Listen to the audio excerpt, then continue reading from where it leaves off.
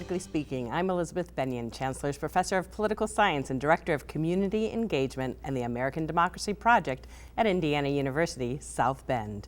As Indiana gears up for the 2024 gubernatorial election, Jennifer McCormick has set herself up as the leading Democratic candidate. McCormick was previously an educator and served as Indiana's last elected Superintendent of Public Instruction before the role was abolished in 2021 and replaced by the Secretary of Education, who is appointed by the governor.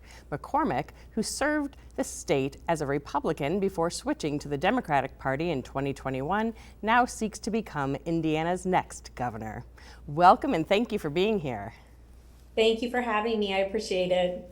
I want to ask you about your decision to switch parties. You did run and win as a Republican in 2016 before changing to the Democratic Party in 2021. What is it that motivated that change, and how does that affect your attitude toward governing?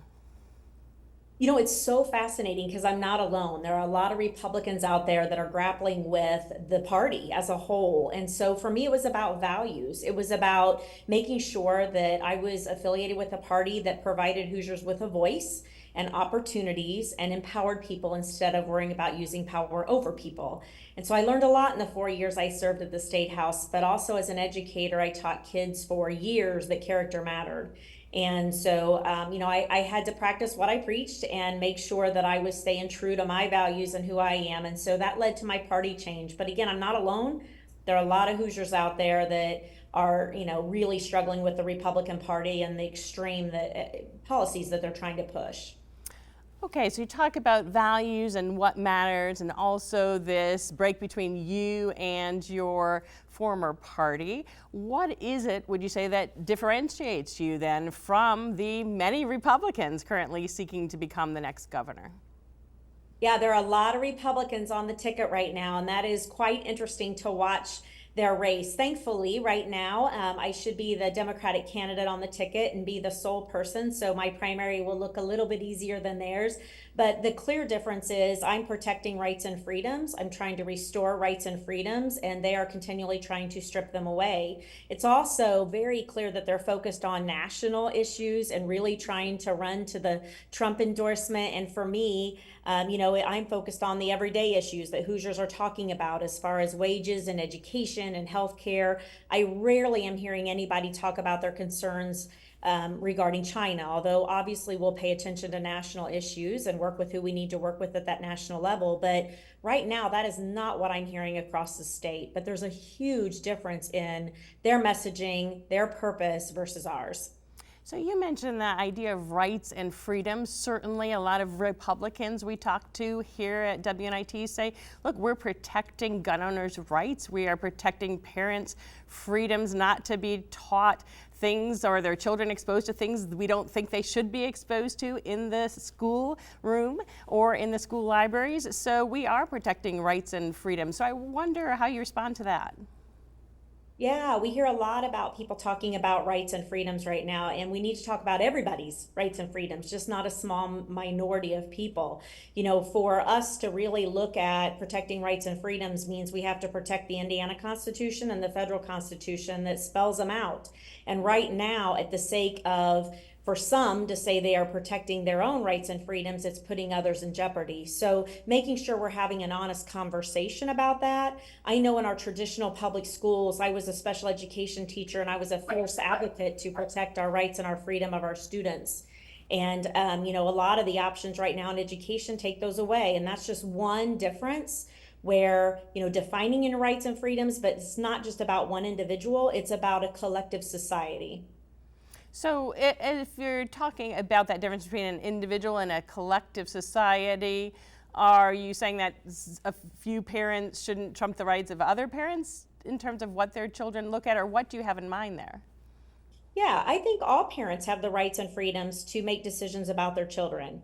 And if they don't like the books that are being read or the books that are in libraries, or they are convinced ill things about their teachers, there are proper ways to handle that. It's already in place. Having been an educator, I know what those procedures and processes are. And then they ultimately, right now, still have the decision on what to do with that. So, there are a lot of protections already in place that people are messaging that aren't there. And we, for years, have made sure that we are very cognizant of parents and students' rights and their freedoms, but we don't want to strip certain people's at the sake of others. And so it's really about making sure that we're having an honest conversation and not just serving to a very few minority. We also talked about this issue of gun owner rights. Gun violence is a serious problem in our country and in all of the states, including Indiana. What is your proposal to reduce incidents of accidental deaths, suicides, homicides by guns, while also protecting Second Amendment rights? Yeah, so I'm a gun owner. There are a lot of people in Indiana that are gun owners. I hold a life permit license. Not that that's necessary anymore, but I'm a fourth generation farm family, so I understand the Second Amendment. I will work hard to protect the Second Amendment, but gun violence is a concern in Indiana. It's a concern across the nation, and there are some very common sense gun safety measures that would really make a difference. Safe storage. There are a lot of gun owners who agree with safe storage. Looking at that age limit for certain weapons is also very popular again, even with gun owners. But the list goes on as far as repealing permitless carry, which our law enforcement supports. There are a lot of common sense gun safety measures that we can take as a state that will not strip away the rights to own guns.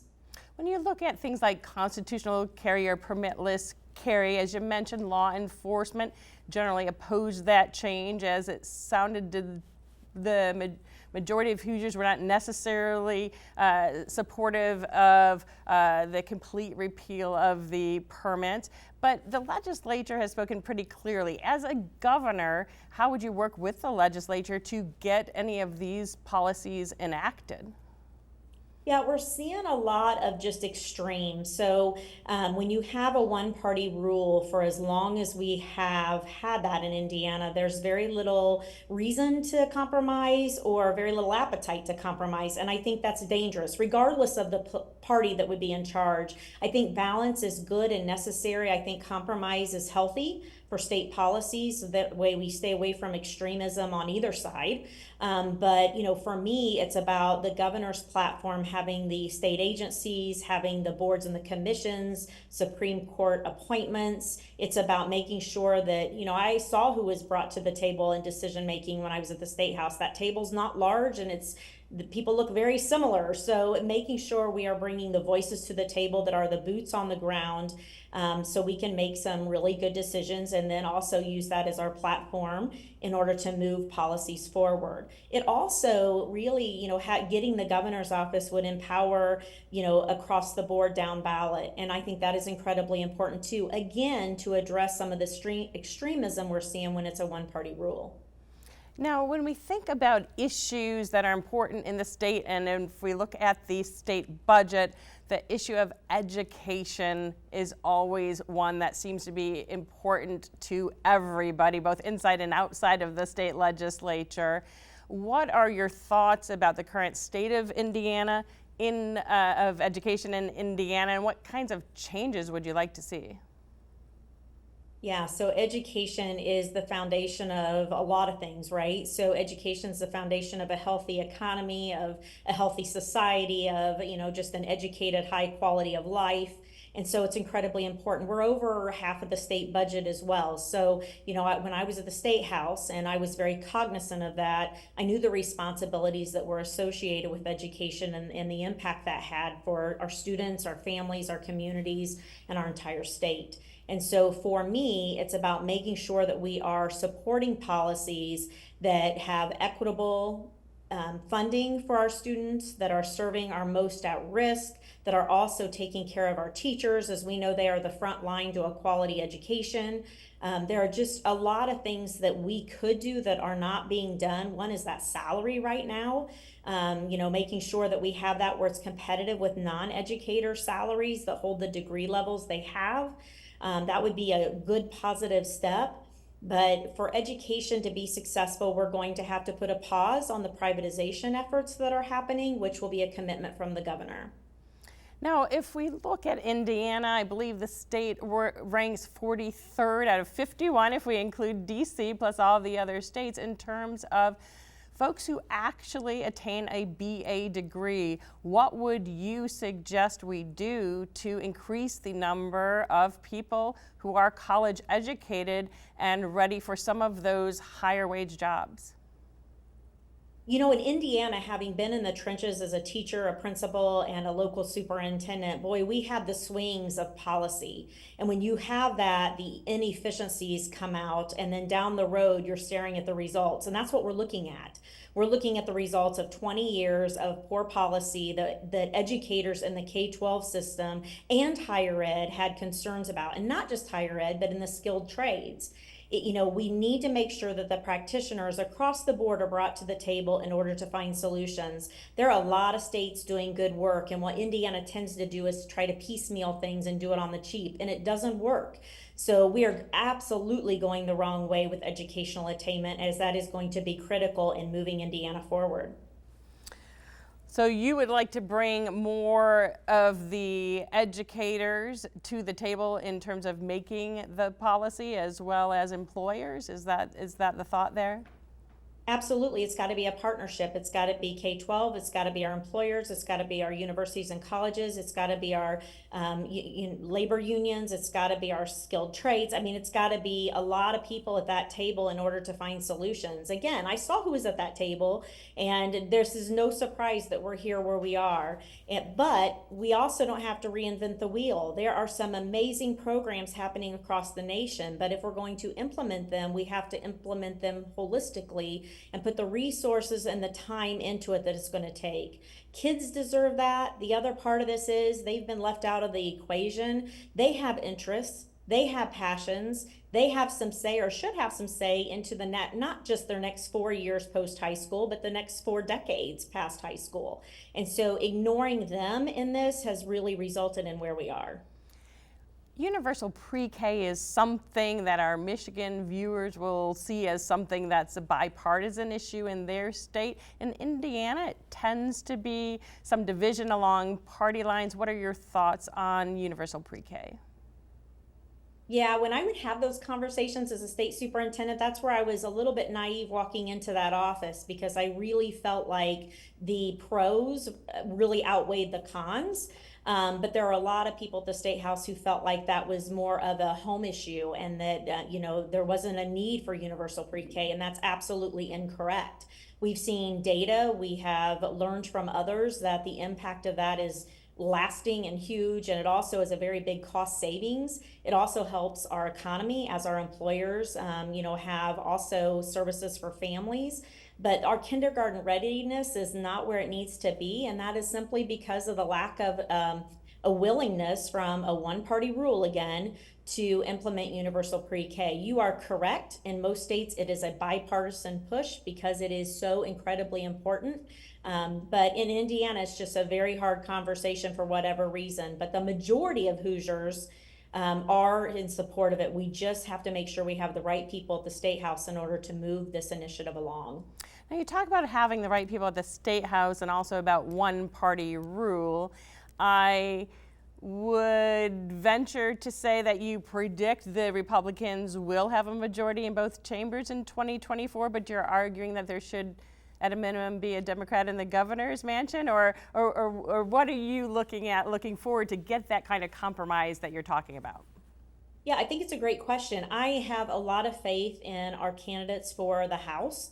I know we are really close to breaking that supermajority in the House, in that chamber. In the Senate, it's going to be a little bit more difficult. We've got a long way to go there, but the House is realistic. And so, working together with those great candidates down ballot, up and down the ballot will be essential. But again, we've got great candidates who are fighting for the right reason. They're wanting to stay focused on the values that people are concerned about, our rights and our freedoms, our wages, our roads, our lack of connectivity in some of our areas, universal pre-K, some of the issues that directly impact our families that are being ignored. And so the House is very, very, very, it's there. That is within a close reach. And so the governor's, office is essential, but also the House. So as you talk about the House, just so we're clear with viewers, you're not necessarily talking about a Democratic majority in the state House, but breaking a supermajority so that business can't be conducted without Democrats at all. That's correct. I'm sorry. That is correct. So it'd be breaking that supermajority, which would be a great step toward having more of a balance. Okay, now what about, there has been debate surrounding Indiana's watersheds and more generally water quality, environmental protection, conservation. Some in the State House really seem to see this as a debate between sort of environmentalists and folks who are concerned about business and economic progress. And others seem to take a different tactic. I wonder what your thoughts are on whether or not Indiana is making the right decisions in terms of sustainability or protecting our environment. Yeah, first of all, I think anything that is done in the space of economic development where there's a huge environmental impact, there has got to be a lot of conversation and transparency and accountability. And I don't see that happening in Indiana. And I think that's some of the frustration we're seeing, where people are blindsided and not understanding that your aquifers are at risk. Your air is at risk, your health risks are high. So there's a lot to it. But again, just having the conversation and making sure that it's been done in a transparent and honest way would be incredibly important. Bringing in people who will run the tests, run the assessments, that have no skin in the game for Indiana, that will give us a very, very honest assessment of the situation for the economic development impact on environmental is incredibly important. Right now we've had a couple of years of just a battle against the environment, whether that's our wetlands, whether that's our aquifers, whether that's PFAS, the toxins that are life toxins, the list goes on. And we have a lot of environmental issues that we should be having more conversation about, regardless of, it's not an environmentalist versus a non-environmentalist. It's about our health. It's about our future. And those conversations need to happen. I remember the late Congresswoman Jackie Walorski being on set and talking about the state trying to regulate, a little trickling stream or a puddle on a farm. So it's interesting how sometimes the issue of regulation can really become personal for people, and there's this perception that it just goes too far. How do we walk the line there? Yeah, we're not talking about trickles on a creek and a farm. We're not. We're talking about aquifers that serve 70% of our Hoosiers. We're talking about recreational waters that are 100% of our Hoosiers. We're talking about our air quality that impacts all of us. So we're not talking about minor issues that people are being ticky-tacky about. We're talking about going from 189,000 protected recreational forests to 3. And that is a lasting generational impact. So let's have that conversation. I respected Representative Walorski. She was a wonderful person.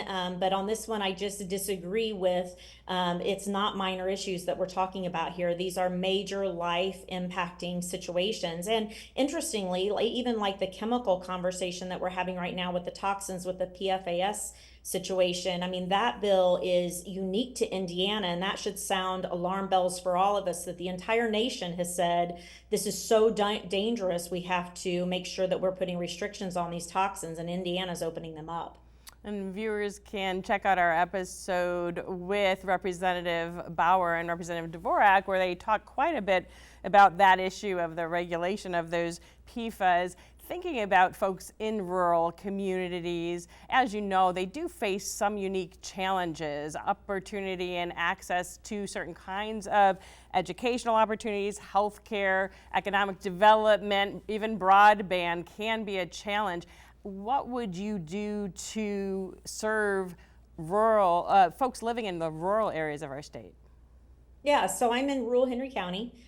So I've lived in rural, suburban, and urban sections of Indiana, and I am very, very aware of the unique differences and similarities.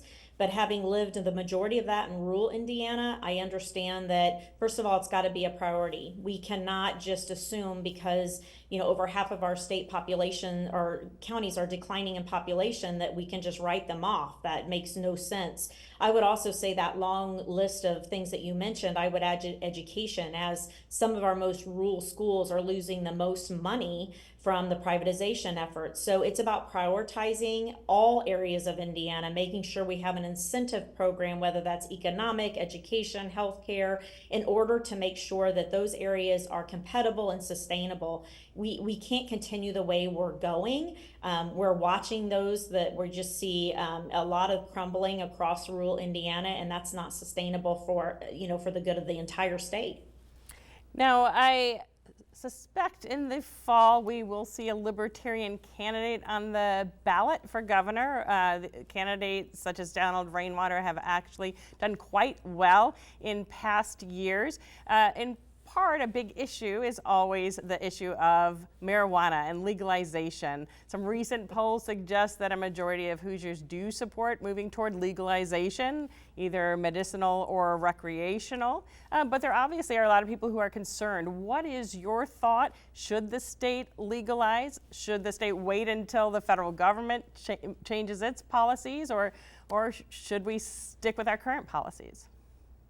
Yeah, it's time. I mean, the rest of the nation is not waiting. It's time. We're losing a lot of resources to that. We're also taking away some of the healthcare decisions from individuals. It's time. Now, I'm not saying we open up the floodgates. I think we need to be smart about it, making sure that we start with the medical side of things and making sure we have a well-regulated system. I've seen where other states have done it and maybe not been as thoughtful as they should have, but others have done a great job with it. But it's time. And I've heard that from across the aisle, that the medical piece, especially given just where we are with our medical choices in the space of pain regulations and pain care and making sure mental health. I mean, I hear from a lot of people that say, I want this option.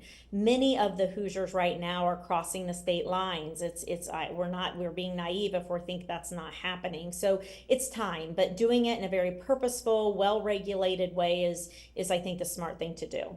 Some studies suggest that moderate marijuana use may be safe for adults. It may have some deleterious effects on the brains of children. How would we be able to protect children? Does this send the signal that it's okay for everybody, or do you think the age limits would be appropriate and enough to protect children if we do move forward with legalization?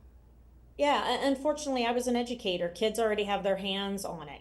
They do. And for us to, not all kids, but that they can get access to it if they want it, and they're pretty savvy, and it's not hard across the state. That's not just in certain areas, that is across the state. So again, I'm not saying we open up the floodgates, but in a well-regulated industry, and obviously we're not going to just open it up to all ages and hope for the best. That's not what we're looking at. We're looking at a system that is set up for adults. But again, we know, unfortunately, we have a lot of kids of all ages that are already using, and that is a completely different issue that we're going to have to address.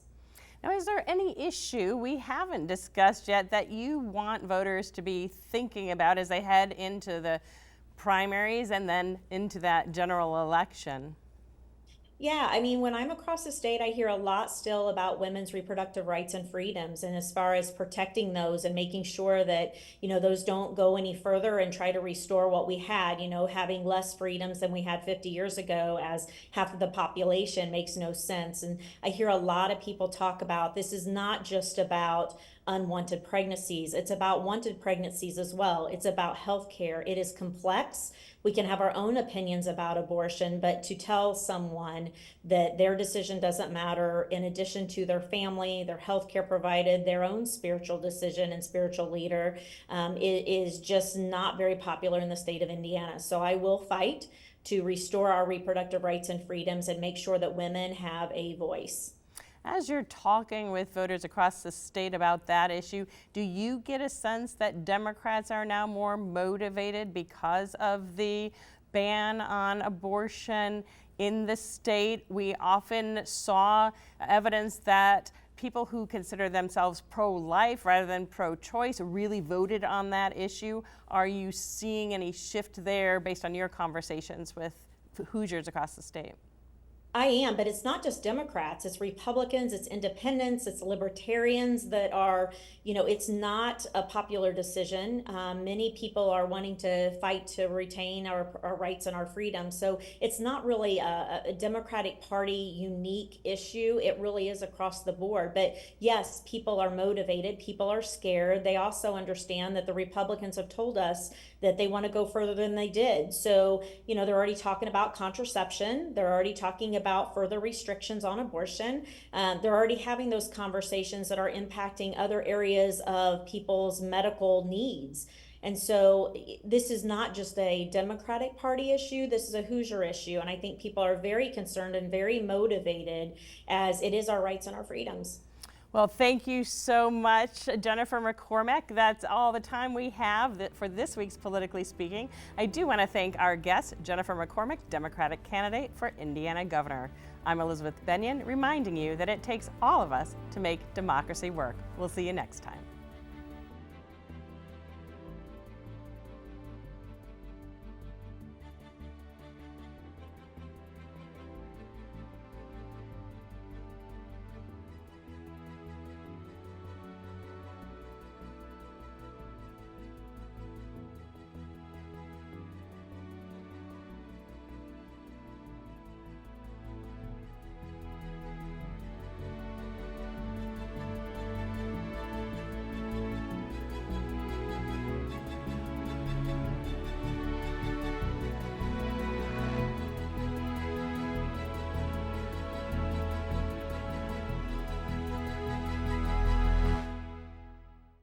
This WNIT local production has been made possible in part by viewers like you.